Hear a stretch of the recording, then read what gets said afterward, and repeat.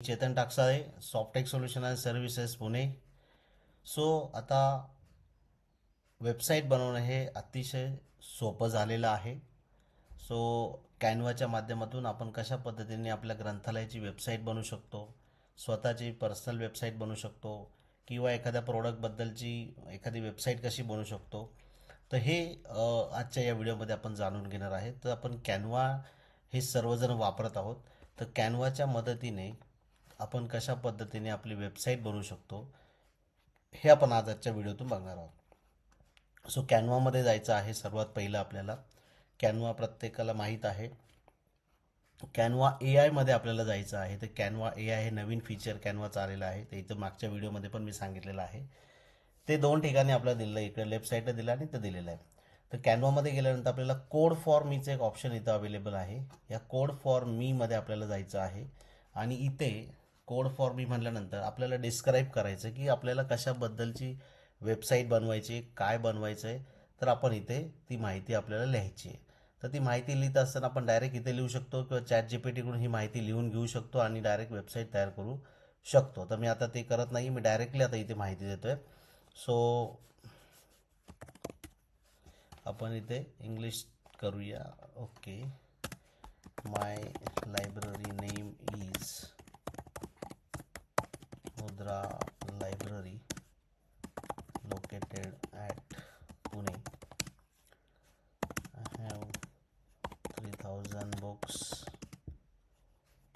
10 journals, 5 newspapers. Also, I am using Koha LMS for issue, return or library services. Also, I have 500 members in my library. My library provided various services to users like OPAC, e-resources,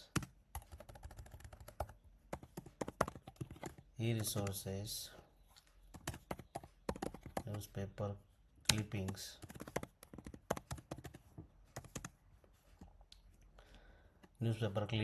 अजून जे काही services आपण आपल्या युजर्सला देत आहोत त्या services इथं तुम्ही देऊ शकता. Book summary,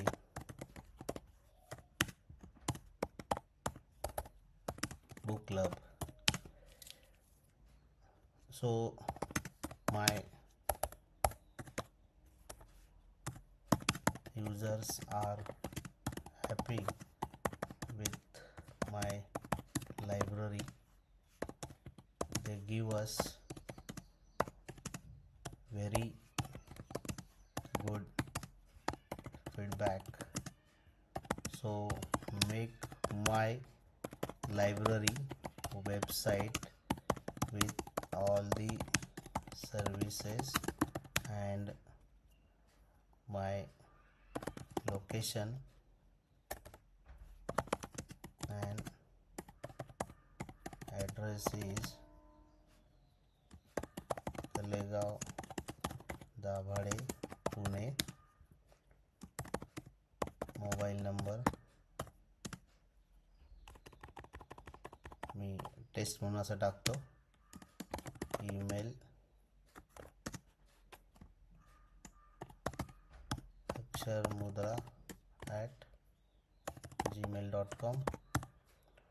okay. सो अशा पद्धतीने मी जेवढी मला माहिती आहे माझ्या लायब्ररीबद्दलची तेवढी मी माहिती दिलेली आणि आता मी सांगितलं की कोड फॉर मी. ओके.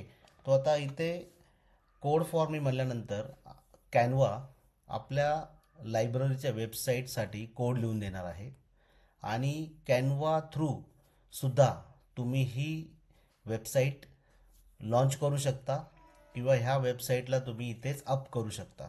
किंवा तुम्हाला जर वाटलं की नाही आपल्याला कॅनवामध्ये होस्टिंग नाही करायचं तर आपण सेम कोड आपल्या गुगल साईटला सुद्धा वापरू शकतो. लास्ट व्हिडिओमध्ये मी गुगल साईटला कशा पद्धतीने कोड वापरून वेबसाईट तयार करायची आहे हे मी मागच्याच सेशनमध्ये मी सांगितलं होतं. तसंच तुम्ही ते पण करू शकता किंवा तुम्ही डायरेक्टली कॅनवामधून सुद्धा तुम्ही होस्टिंग करू शकता.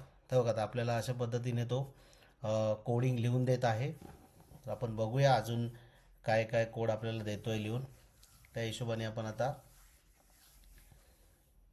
कशी वेबसाईट बनते हे आपण चेक करूया. आणि आता किती सोपं आहे हे तुमच्या लक्षात येईल. मी फक्त इथं तेवढंच डिस्क्रिप्शन मी दिलेलं आहे. ते डिस्क्रिप्शन पण मी तुमच्या समोरच मी इथे दिलेलं आहे. आणि नंतर तुम्हाला जर वाटलं की हे डिस्क्रिप्शन काय मला योग्य वाटत नाही आहे, मला त्यामध्ये बदल करायचा आहे, तर बघा त्याने आपल्याला लायब्ररी बनवून दिली. Akshamudra library, your gateway to knowledge. Welcome to Akshamudra library.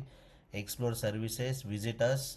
इथे बघा books, journal, newspaper, 500 member, our services, OPAC, e resources, newspaper clipping, book summary, book club, Koha L M S, our collection, journal, newspaper, असं what member says. कशा पद्धती लोकांनी काय काय बोललं आपल्याबद्दल. मी म्हटलं ना चांगला दिलेला रिमार्क तो असं तिथं त्यांनी दिला आहे.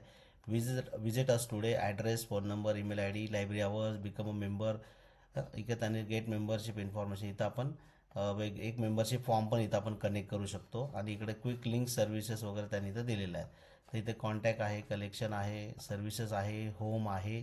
तर हे असं एक खूप छान अशी वेबसाईट त्यांनी आपल्याला तयार करून दिली. किती सेकंदामध्ये करून दिली तुम्ही बघितलं असेल. आणि इथे तुम्हाला जर इथेच लॉन्च करायची असेल वेबसाईट तर तुम्हाला यूज इन अ डिझाईन इथं वेबसाईटचं ऑप्शन दिलेलं आहे. तुम्हाला वेबसाईटवर टिक करायचं इथे, म्हणजे इथेच तुम्ही ती वेबसाईट लॉन्च करू शकता.